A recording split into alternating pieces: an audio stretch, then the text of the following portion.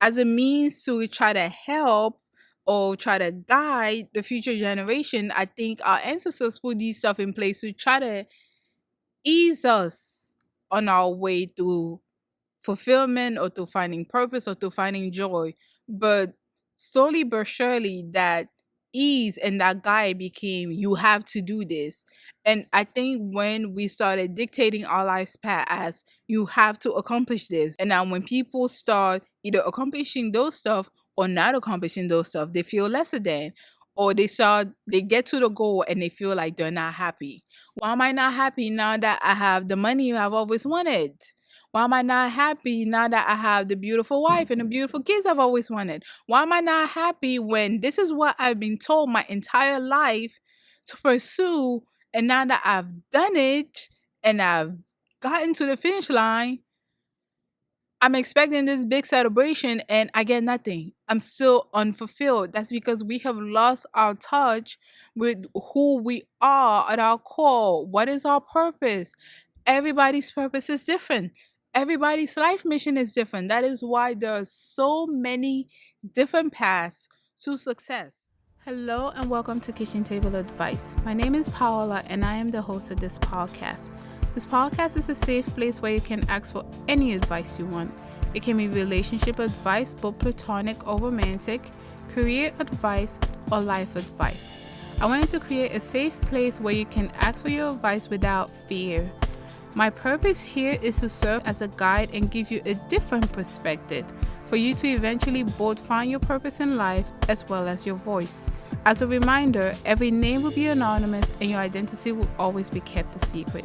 This is not professional advice and I am not a licensed therapist or psychologist. Just think of this as advice you would get from a close friend on the kitchen table. So, let's begin. Hello, my wonderful gems. How are you? I hope you're doing amazing. If you're returning gem, welcome back. If you're new here, hello, how are you?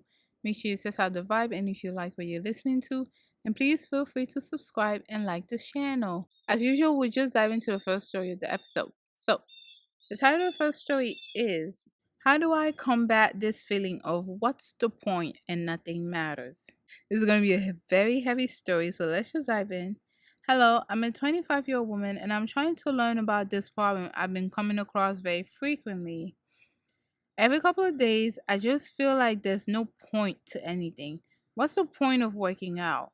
Of going to do this and that place, doing so and so? These can be basic activities, and I know the answer to these questions. Exercising will make you healthy. Talking to new people, parentheses, to date, will help me find a lover, I guess. Reading is good for me. Making art is good for my soul. Everything feels repetitive, like there's nothing new left to experience. Maybe it's because of the internet and how we feel like we are exposed to more knowledge and experiences. But every day, someone I know brings up the same problem. Is it something that only this new generation goes through? Why is it so common now? What do you know about this? And do you have any advice concerning this matter? Wow. Okay. Heavy, heavy, heavy. So we'll just dive in. No, it is not something that this generation comes to, and you are at the perfect age of coming to this realization of, what's the point of it all? What's the point of working out? What's the point of a job? Other than the fact that it's gonna feed you and you have bills to pay. But what's the point of it all? What's the point of relationship? Most men cheat anyways. What's the point of relationship? Most women are gold diggers. Blah blah blah blah blah blah blah blah. Anyways, this is something I think a lot of us come to a realization of, what's the point of this? What's the point of that? Why should I even do this or why should I even do that? And these things are more amplified, unfortunately, when you've been diagnosed with, you know, depression, anxiety. It just feels like everything is caving in and you don't have your footing. But the answer lies in that you have not found your footing yet. You have not found your purpose yet. You don't know. Some people call it your calling. You don't know what your calling is. And you're still looking. And it's not necessarily a bad thing to be in this place, because I think a lot of us do get to this place, if not once, maybe a lot of times, where we just see the same repetitive nonsense. Like, would this actually bring me joy? Why is everyone I'm looking at social media, they have the perfect picture, white picket fence, all of that, and then something comes out, they've been lying to their fans, or they've only shown the good parts of their lives and not the bad, and then you start feeling disappointed like you never knew these people in the beginning. And then you find out that, well, dang, if he can't have the happiness, quote unquote happiness, if she can't have it, then what the heck? The rest of us are screwed. If XYZ person who is famous, who is blah, blah, blah, also goes through these hard times, then the rest of us are just screwed. But that is not true. The point of the matter is, society forces us to believe we have a direct path to what we're supposed to do. There is a timeline. Reach that timeline in a timely manner, then you be considered a success story. Ooh, you have your ish together. And all of us try to frame our lives according to what we've been told. Unfortunately, this usually comes from our parents. Unfortunately, it's been told from their parents. So I can't really blame your parents because they were brought into the matrix. You're being brought into the matrix. Everybody is just running through this rat race of what they're supposed to do. You go to school, you pass school. After school, you get a job. After a job, maybe doing the job or doing school, whichever one, you start dating, you get married, you pop out a bunch of kids, you send them off to school, and the cycle just keeps on going. And this is supposed to be happiness. I sound so bitter saying it like that, but that's not actually the case. Woo! But this is presented to us as happiness.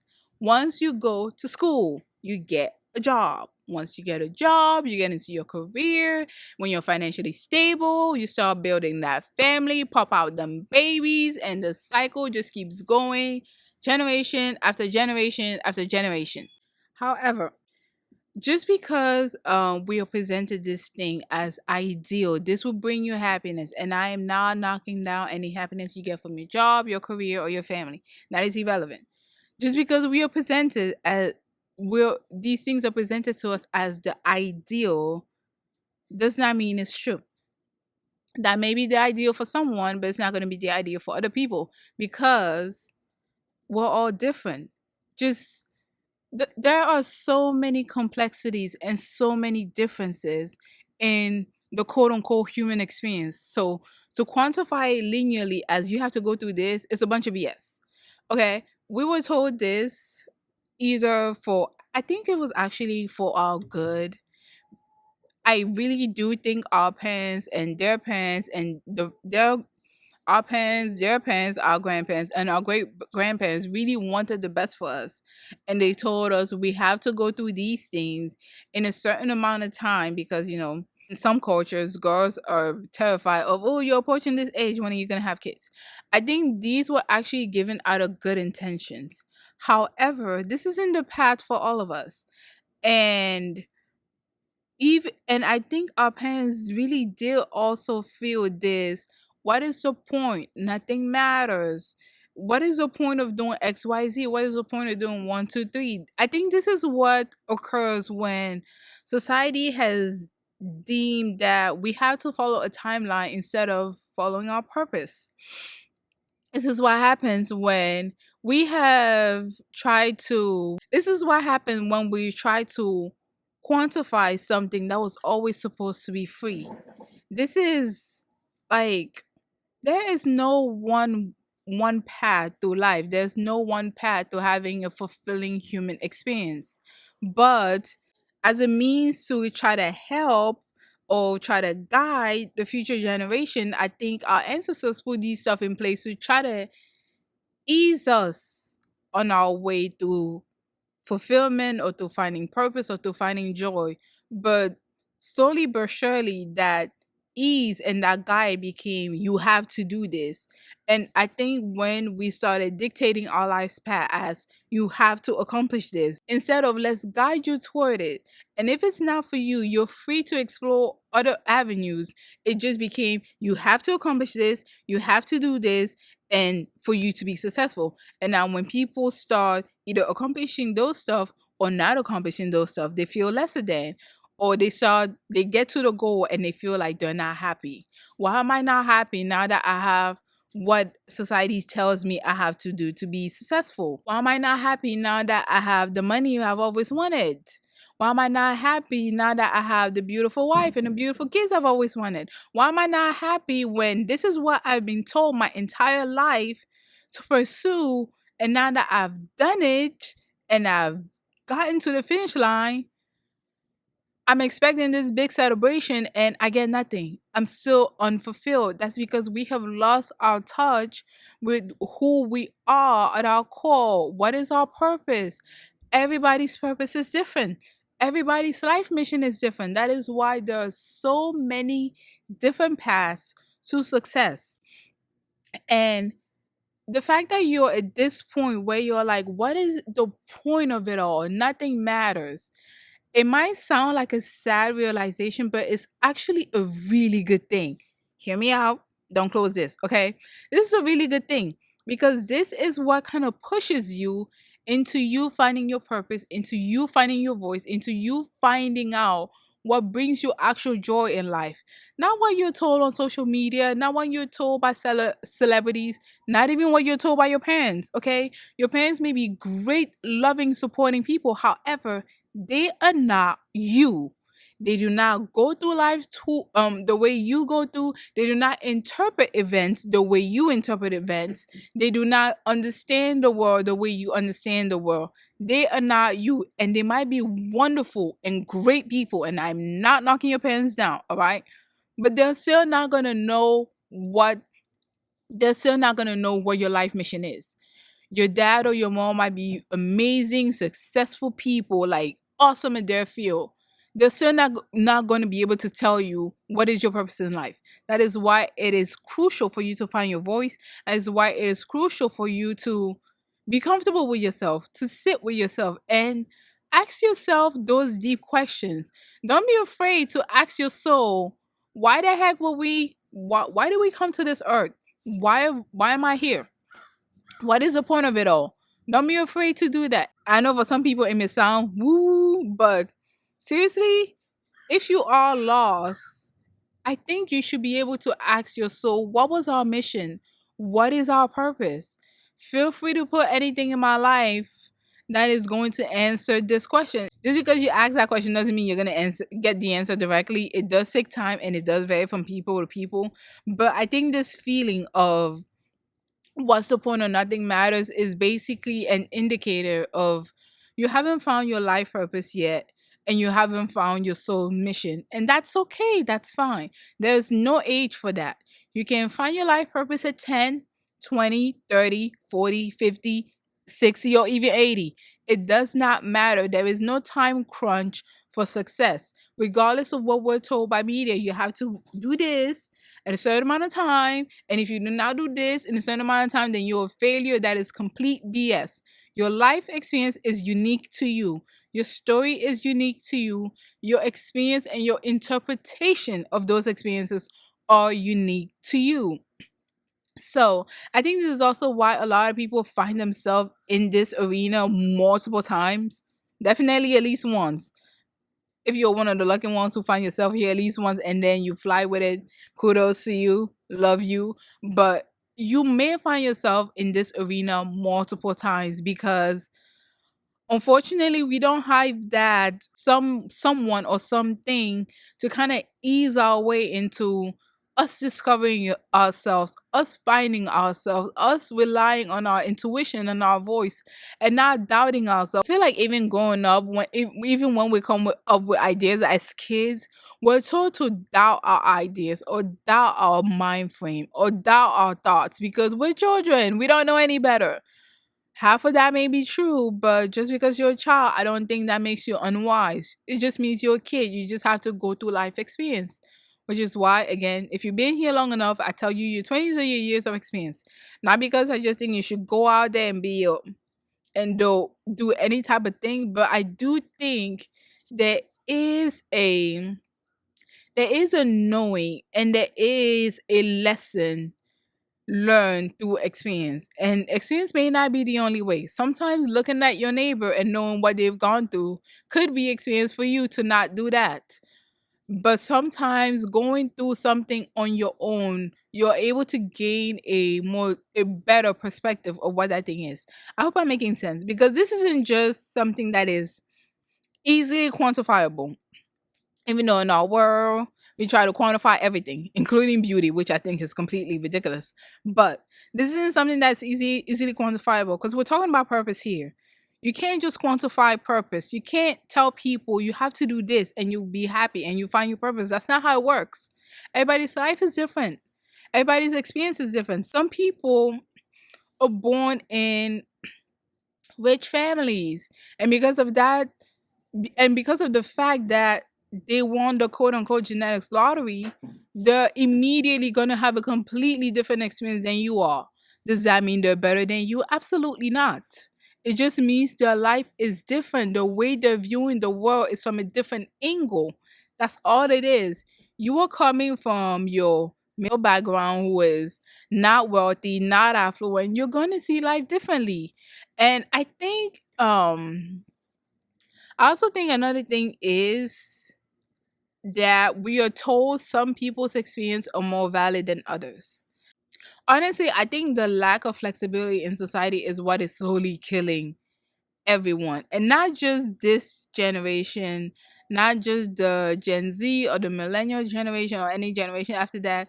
I think this has been an ongoing issue throughout the generations, where it's just this lack of purpose, and we're slowly trying to find ourselves. And in that discovery, the other people telling us we shouldn't be doing this, we shouldn't be doing that, because that's not what we're supposed to do as XYZ people or 123 people. Honestly, it differs, it varies across cultures, across nations. I just think this is an ongoing problem. After that long disjointed point, I am finally going to give my advice regarding this matter. I just think if you're in this situation, it just means you have yet to find your purpose, and that's okay. Because there's no guide to this, I think it takes a lot of reliance on your soul. It takes a lot of reliance on spirit. It takes a lot of reliance on, there is an outside source out there who does want the best for you in life, not because they hate you, but because they really do want you to learn a lesson from all the events they're putting you through.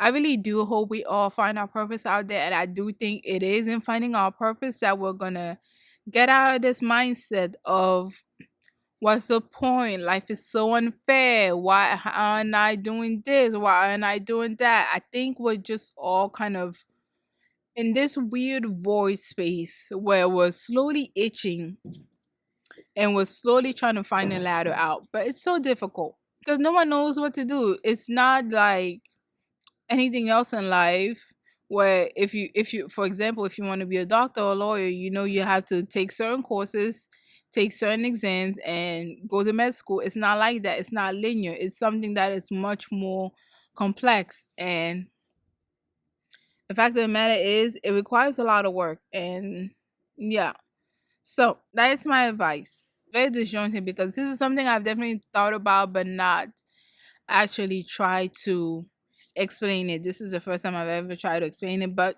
yeah, I hope I was able to give you some type of clarity. So we are going to move on from this story, and we're going to take our break right now and come back with the second story of the episode. That was so.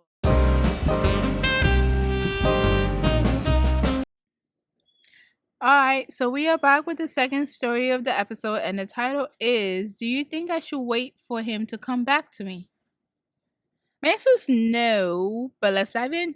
I am a 22-year-old woman, and I'm writing in regarding a guy I started dating a couple of months ago, a 22-year-old man. The thing is, I started dating him a couple of months ago. We weren't friends, but I knew of him from school and I liked him a lot.